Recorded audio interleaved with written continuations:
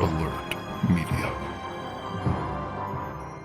Hello, my fellow Dreadites. Welcome to the Dread Alert podcast. Today we're joined for an extra special episode by an extra special guest. We're joined by Rebekah Kennedy from the film Traumatica, which hits theaters on September 12th. Rebekah, thank you so much for joining us today. Thank you. Thank you for having me. I really appreciate it. Yeah. First, let me embarrass you with a giant dump of praise for your performance. I thought it was haunting and heartbreaking. I thought it was terrifying and tragic. And it is a feat to achieve such a wide vacillation back and forth playing with the audience's allegiances. It was really just masterfully done. Thank you. Thank you so much. That's so very kind. Like I said, I'm gonna take you around with me because that means a lot to me. Thank you so much. Yeah. Well, why don't we jump in? Tell us a little bit about how Traumatica made it to the theaters. How did this project come to life? Yeah, so I worked with the guys, Max and Pierre, the director and producer, on a film called Two Witches that came out in 2022. And so, I knew them. We had a great, working relationship, but I actually wasn't the first thought of for Traumatica because originally the character was written to be older. She was written to be like a grandmother type. Pierre, I guess, played this video game. I'm not sure what it's called, where a grandmother kind of chases a kid around the house. So that was kind of the where it started. And I guess the woman that they originally had approached couldn't do it for some reason. And then so he contacted me and he was like, I'm looking for an actress that's older. Do you might know it? Anybody that wants to do it? And I said, well, let me think about it and I'll get back to you. And then the next day he said, hey, do you want to do it?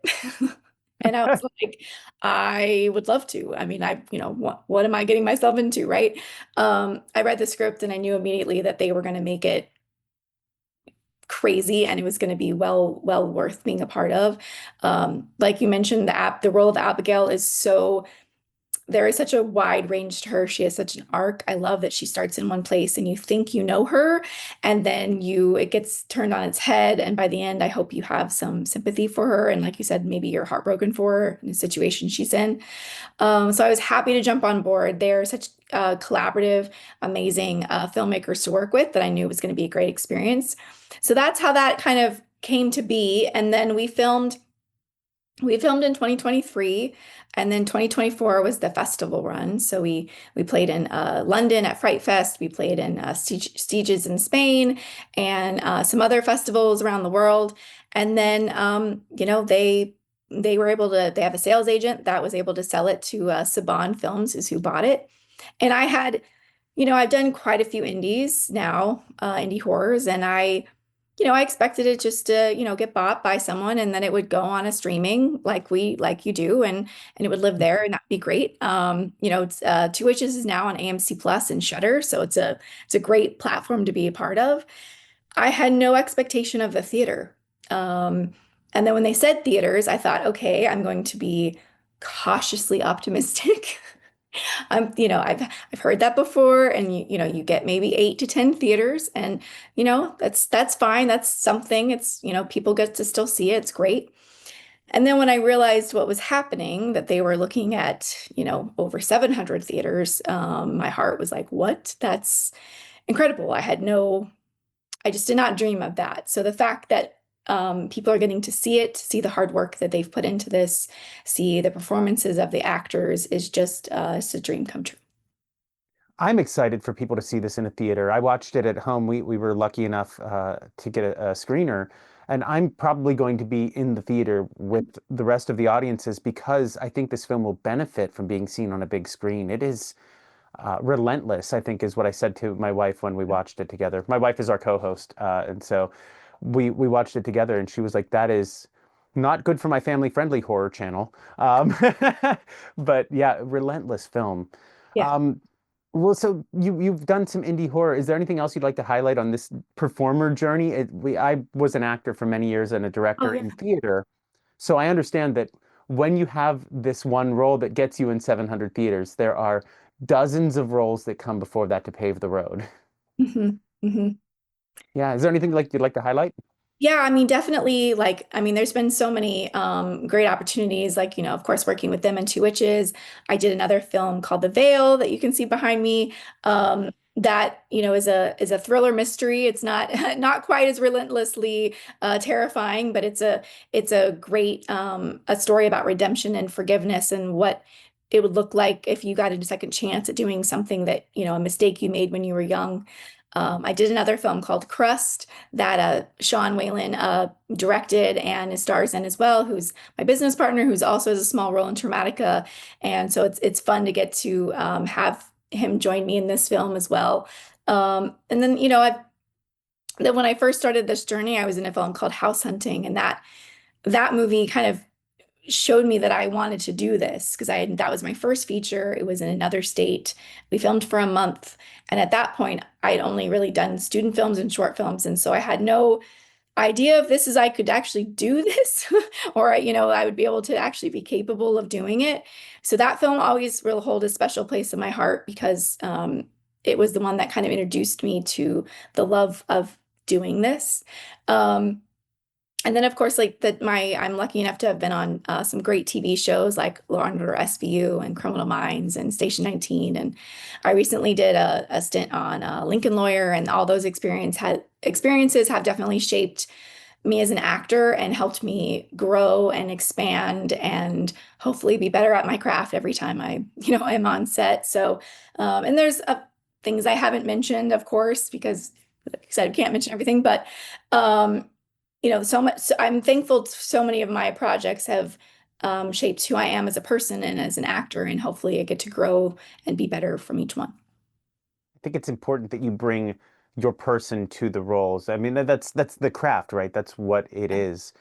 I wonder, did you have a specific approach for playing this character? Because we talked about it twice already. There's so much, from I was sure you were the villain. I was sure you were the antagonist of this film, and then to feel so sympathetic towards your character by the third act of this film. Was there an approach that you had, or something that you brought forward from your history that helped you do that? Yeah, that's a great question. Yeah, I mean, like you said, when I first read the script, I was like, okay, she's the villain, all right. And then as I kept reading, I was like, okay, this is now I'm excited. Now I'm really excited to approach this and the challenge it's going to bring. And I approach it like any other role, really. I can't relate to her situation. I've never been possessed, thankfully, uh, or the other things that have happened to her, but I feel like she is someone that is lonely and lost and looking for someone to understand her. And she feels like no one could possibly understand her situation. She feels very unseen. And I feel like I could relate to that in my own life. And I feel like a lot of us probably can at some point in our lives. And so I find my way in that way first. I have to connect to the character, I have to have a personal connection. And so that helps me be grounded and rooted in some kind of reality because the fact, the situation around her is for me is crazy, right? It's almost too much to wrap my small brain around what is happening to her. And because I haven't experienced this kind of trauma, I have to find another way to connect instead. And so I start there, and then the situation, is the situation. And that comes with a lot of imagination and curiosity and empathy for people that have been through something similar, even though it's a horror film and it obviously deals with things that are very much out there. There still are going to be people that are watching that have gone through situations with family members like she has, with a pregnancy like she has. And I'm always aware of that. And I want to be respectful of that as well, because even though it's within the horror space, we're still dealing with real themes and real trauma. And so I never want to seem like I am making fun of or not rooted in that reality. And so that really helps because then the situation is a situation and it's going to come from, like I said, imagination and play. And that as a director and an actor. And that rootedness and groundedness then helps me be able to imagine what it would be like if this was happening, if that makes sense. Absolutely. Yeah. These are one of my favorite questions to ask because, first of all, it's selfish. I'm just curious about your process, and and I get to relive my days in front of an audience as well because I think you hit the nail on the head. It has to be from a truthful place, and whatever way you can find into that is your way in. And we haven't talked about this, but this is a demonic possession film, and Yeah. it is a very I think my opening to my review was this is going to be traumatic, and Yeah. there you should be prepared for that as an audience. It's not one kind of trauma. I think the film opens saying there are five types of childhood trauma, and I feel like you've hit all five. Yeah. With a film this dark, I wonder what was the general vibe on set? It's funny because it's not a comedy, right? So it's not like, oh, laugh, laugh, laugh, but it's a space of it's it, there's still a sense of peace and calm and respect for the work. And of course, it's a great experience. Working with those guys, I would follow them to the ends of the earth because I know I'm going to be protected and safe. And they're going to set up an environment that allows me to do this role and to do those situations. Because if you don't feel comfortable, then you're in your head and you don't feel like free, to be able to really perform. So there wasn't a lot of laughs. There was one scene in particular, some scenes that were more fun, like the dancing scene and a lot of the stuff at the beginning when she is chasing the boy around the house. That was more fun to film. But they keep the set. It doesn't feel I never feel stressed or pressure or if they feel stressed, they don't ever let on. They never let me know that they feel that way. And it feels like a place of just of respect. And they love horror films so much. They always say it's, a, a fan, like fans are making films, like I'm a fan of, they're such a fan of the genre that there comes a seriousness to it, of course, and a sense of play, and they want to find the best thing we can in each scene. And it's just a really fun experience in that sense because I get to try things and do things I've never gotten to do before. And they really let me expand and find while the camera is rolling, which you don't often get to do. So it's a joy to work with them. That's amazing. I love to hear that. And safety, I think, for a film like this is just crucial, and Yeah. so that's really refreshing. I did not know what your answer would be. And I'm glad it was that. It makes me feel great about being a fan of this movie. Yeah, Um, it was not a traumatic experience to film yeah. by any means. And the boy that plays Mikey Rainin, we kept him protected. He never saw me in the makeup. He didn't, I don't even know if he really knew we were making a horror film. He just, was mimicking okay, now you're sad, now you're scared. And they told him just enough to, he had no idea what was happening in the movie. So that helped keep the set a certain vibe. It didn't feel heavy, if that makes sense. And child performances are really hard to get, and he nails it. So that's Yeah, a credit great. to your director and your production team for sure. Yeah. Yeah. Well, you mentioned makeup. I wonder because you spend more than half of this film in some pretty severe. I mean, all of your on-screen appearances have some makeup appliances, but some more severe than others. What was that experience like? That's something I've never encountered personally in terms of a film, like on my Yeah, face. it's interesting. Yeah, it was about an hour and a half to 2 hour process every day. KO is our makeup artist, and she also worked on Two Witches, and she's just incredible. I mean, she is so precise. I mean, every blister on my face is individually put. It's not a mask that goes on. She's got to match every day what she's done the day prior. And I'm blown away because it would drive me nuts. Like I would never be able to like do that. My OCD would be like, I don't know, is this right? But she's able to do it. And it adds such a visceral look to her. At the beginning, Pierre and I talked a lot about we wanted me to look different than in Two Witches. He's like, I don't want you to look like the same character. So, and then a discussion where we talked about, okay, if trauma lives in the body and a lot of trauma you can't see, you don't know if somebody's been through something. But what would it look like if it started to come out and it started to live outwards and you saw it on her face and you saw almost like she was being eaten inside out and what that would look like. And that's what, they created. And I think it gives her such a look that she's hard to forget visually, and makes sense. She makes an impression and there's a interesting visceral imagery that he's created within her. And I think all like I the first time I saw it, I was like, oh wow, okay. Like Yeah. this is intense. And you forget you're wearing it, so someone new comes and they're like, oh gosh. You're like, hi, hello. So, so that adds to the character, it adds to her uh feralness that, when you first meet her, she's at the worst time in her life. So I loved the look that they created. Some of the scariest moments are just jump scares of the makeup, and those aren't like jump scares that are hollow.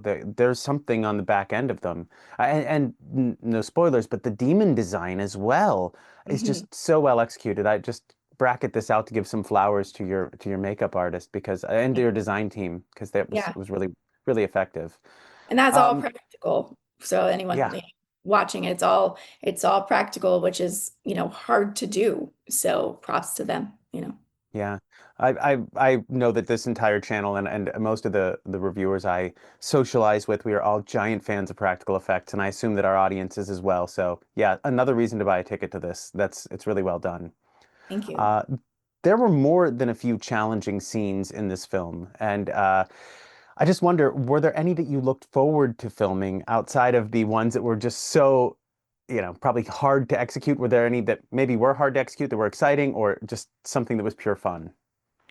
Definitely the dance. That was definitely fun. I had a lot of fun with the scene at the door with the cop. That was really kind of fun to like fuck with him and to mess with him. And it was like, what could I, the different, it's a short scene, but it's like, what could I do to kind of throw him off? And the audience, like not really knowing where she's at in this was an interesting, that was a scene I was looking forward to because she doesn't have a lot where she's just talking more normal with someone else. So it's kind of like a peek into what's her happening with her. It's like I feel like she really tried to get him to go away, and not because what was inside, but because of what I knew what would happen to him.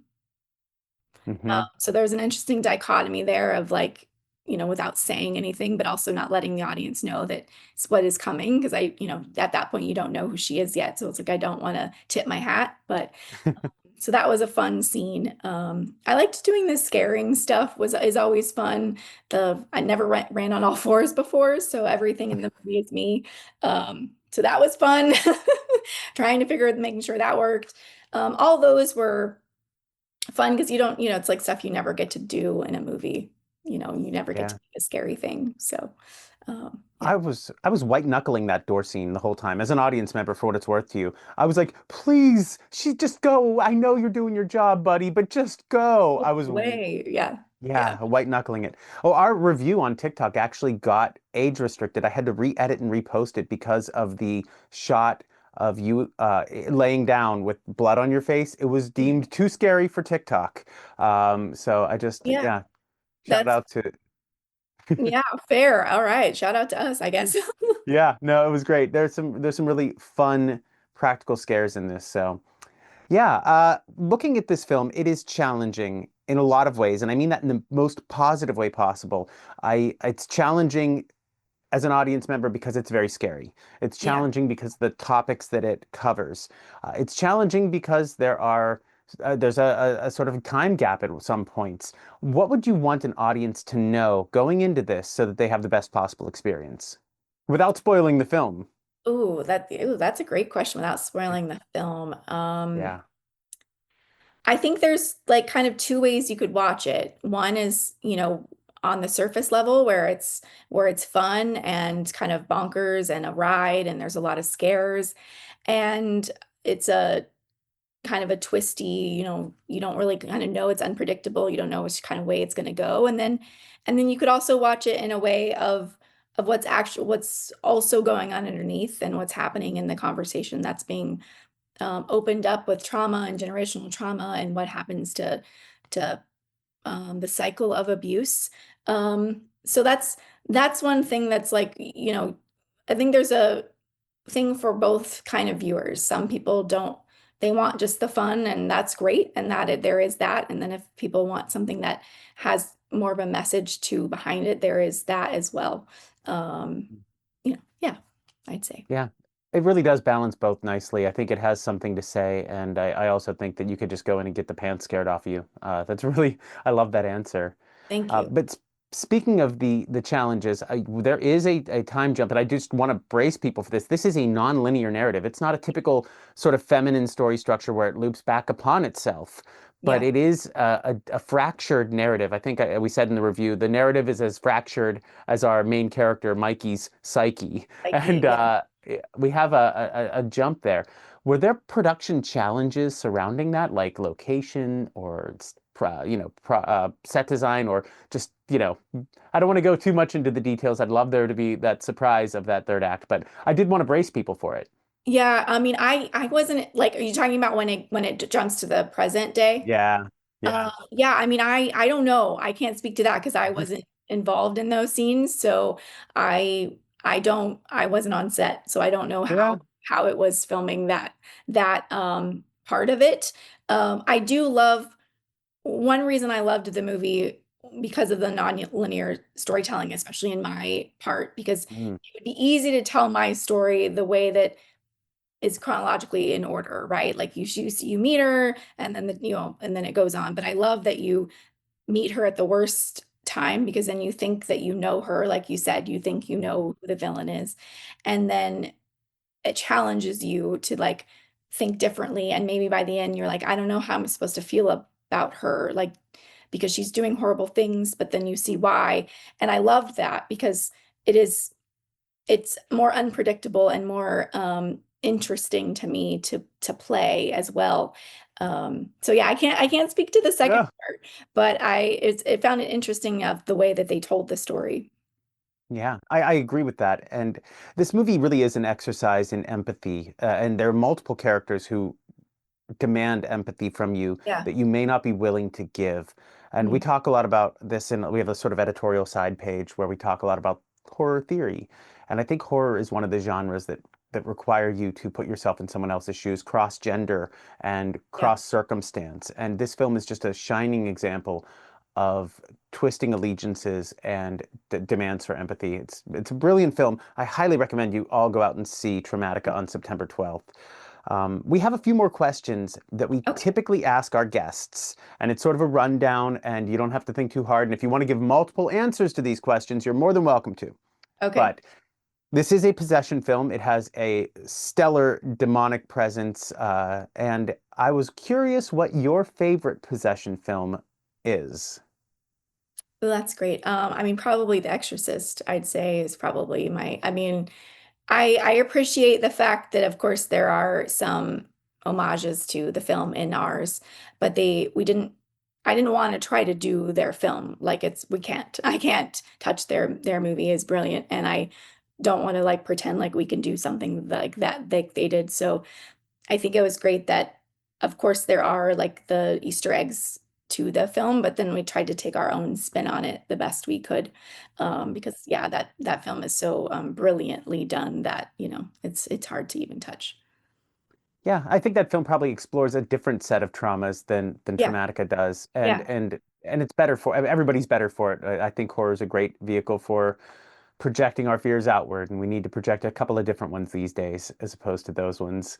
right, right. Um, yeah. So, what is your favorite horror movie of all time? That is a tough question. A lot of people want to give multiple answers, and you're more than welcome to. Okay, so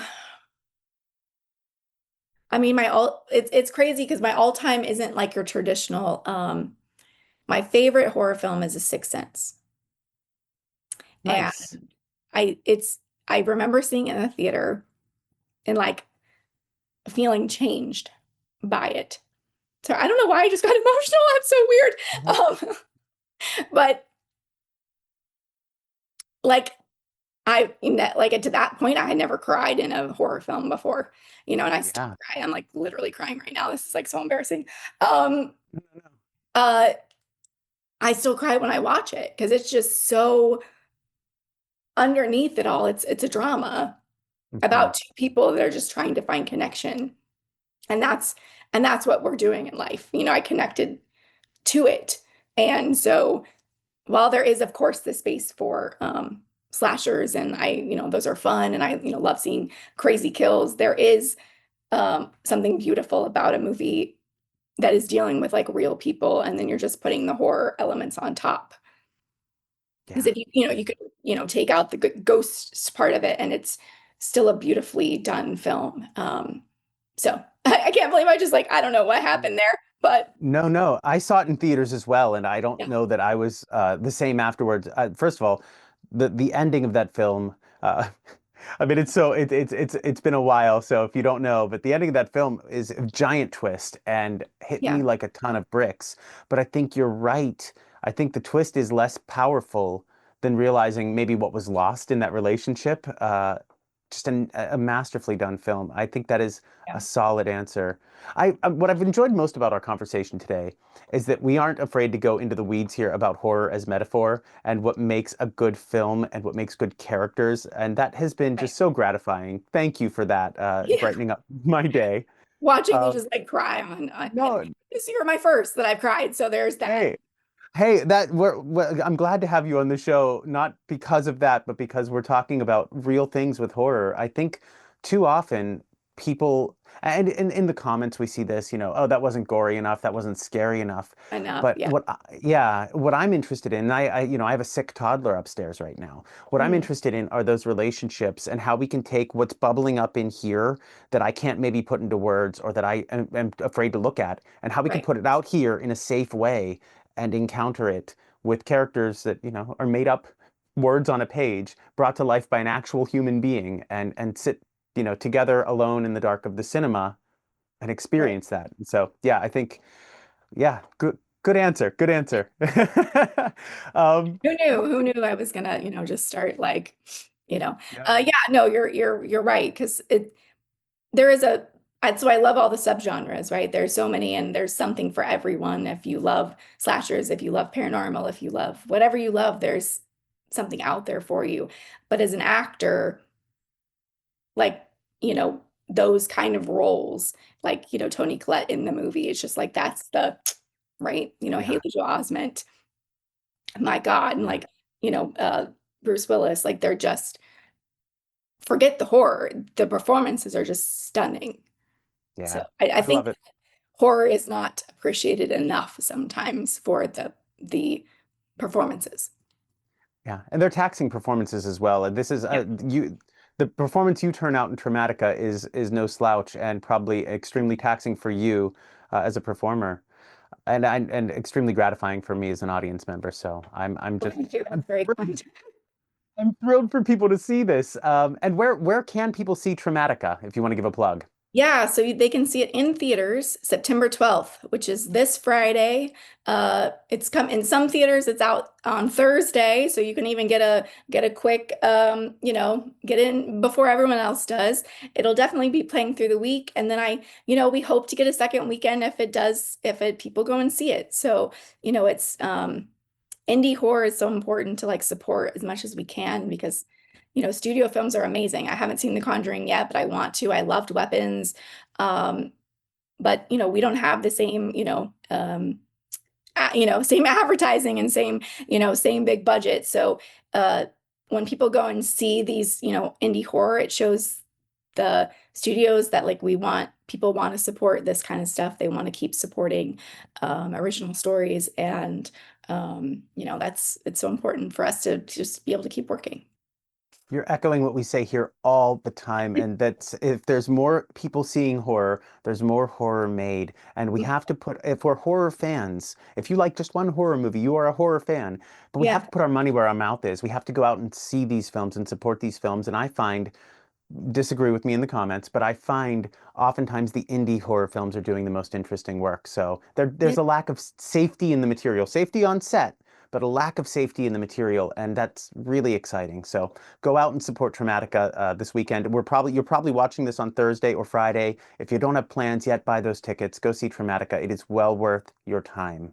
Thank you. And Rebecca, like you said, really quick, just want to plug yeah, really quick is when you mentioned earlier about seeing it in the theater, that's really like it is such a shared experience. I've gotten to see it 3 times with an audience, and it's such a joy to see people jump and laugh and like freak, scream. And like this one guy like yelled really loudly, "Oh Jesus!" Like there's you can't get that at home. So, I just wanted to put that out there. It's a I mean, all movies really should be seen in the theater, but horror especially is such a shared experience.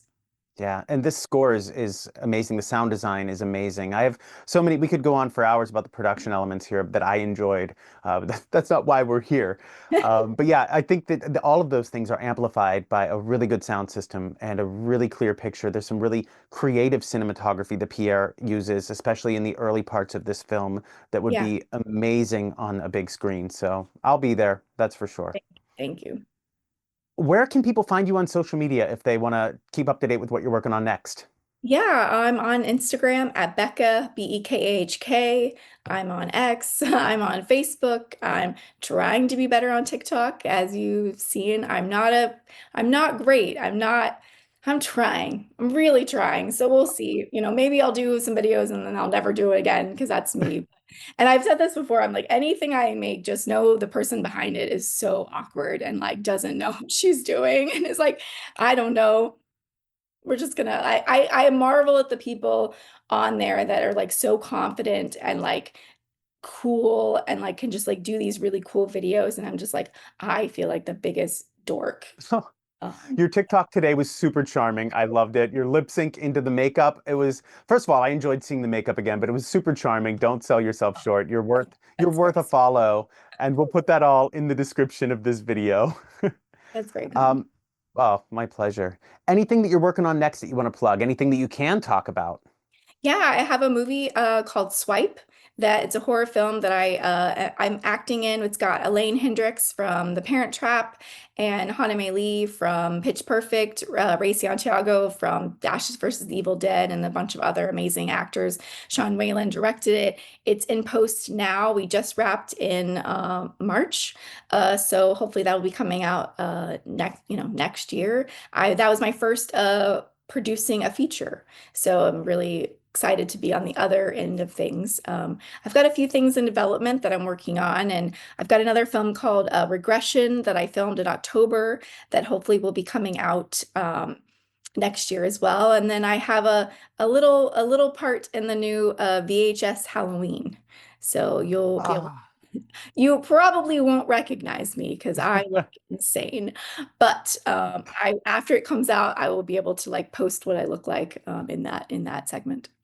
That's amazing. That's premiering at Fantastic Fest. And while we won't be able to see it as remote press, we will be covering a lot of Fantastic Fest and we'll be greatly looking forward to seeing it when it hits Shutter. That's Yeah, so I exciting. haven't seen it yet, but I'm excited. I'm excited to it's yeah, I'm excited to be able to see it.